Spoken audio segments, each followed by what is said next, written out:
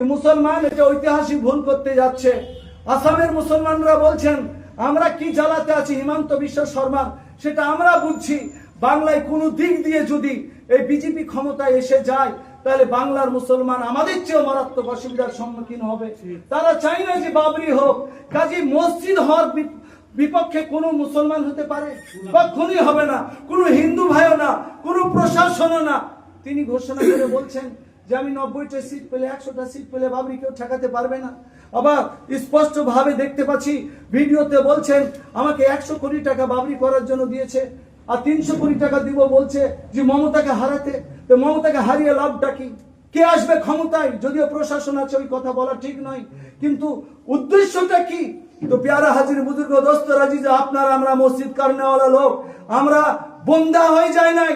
আমাদের ফতোয়া ফরজ আমাদের সামনে মসজিদ কোন জায়গায় লাগে, মসজিদের নিজস্ব জায়গা হতে হবে, তার নামে রেজিস্ট্রেশন হতে হবে, মসজিদের নিজস্ব মুসল্লি হতে হবে। আপনার যেখানে করা হচ্ছে সেখানে কি সত্যি অনেক বাড়িঘর রয়েছে মুসল্লিদের, মসজিদের নামাজ পড়ার জায়গা নাই তাই করা হচ্ছে? আর বেলডাঙ্গাকে আমরা যখন কেবলা মনে করে চলি ধর্মের দিক দিয়ে, বেলডাঙ্গার আলেম ওলামারা আপনারা চুপ থাকবেন আমাদেরকে ছোট মৌলবি মনে করে? আপনাদের কি তো আগে আগে আসতে হবে, আপনাদের কি তো আমরা লক্ষ্য করে চলি।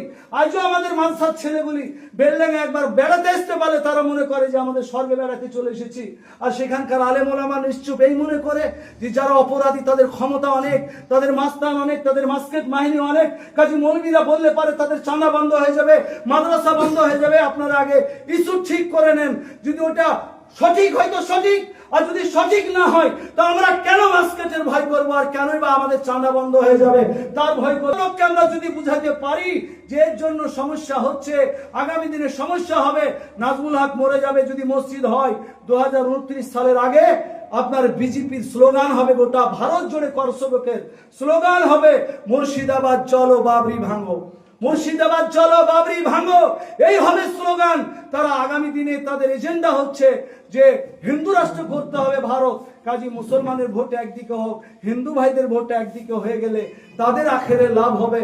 আপনারা বলুন, আমরা যা ইনকাম করি তার চাইতে বেশি বেতন কিন্তু এমএলএদের নয়। আমাদের মতন একজন এমএলএ তার কত কোটি টাকার মালিক, তাকে হেলিকপ্টারে উঠতে হবে, কে টাকা সংগ্রহ মানে সাপ্লাই করছে, এটা কি আমাদের আপনাদের বিবেক বিবেচনায় আসবে না? শেষ কথাটা বলুন, সেদিন তিনি বলছেন আমার এই বাবরির বিরুদ্ধে যদি কেউ কিছু বলে তাকে ধরে নিয়ে এসে জ্যান্ত পুঁতে দিব। আমি নাজমুল হক আপনাদের এই সভাতে, আপনারা কেউ দায়ী নয়, আদর্শগত ভাবে এই বাবরি মসজিদ আমাদের জন্য ক্ষতিকর, তার বিরুদ্ধে বলে যাচ্ছি। পারলে পারে আমাদেরকে ধরে পুঁতবেন, আমরা শহীদ হয়ে যাব। গণতন্ত্র ইতিহাস একদিন বেঁচে থাকবে যে আমাদের পূর্বসূরি আলেমেরা এর বিরোধিতা করেছিল, ন্যায্য বিরোধিতা করেছিল।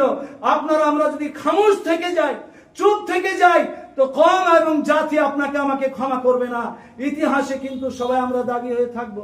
আজ যদি লক্ষ্য করুন, একটু সাইডে যাই যে পৌরসভার মালিকটা কারা। আজ বেলডাঙ্গাতে 62% মুসলিম, বেলডাঙ্গার ভোট এসে ভাই বলছে আমি জিতবো, মুসলিম লীগ তো আছি বলছে আমি জিতবো, হুমায়ুন কবির সাহেব বলছেন বেলডাঙ্গাতে আমি জিতবো, কংগ্রেস সিপিএম বলছে বেলডাঙ্গাতে মুসলমান ভোট আমি পাবো।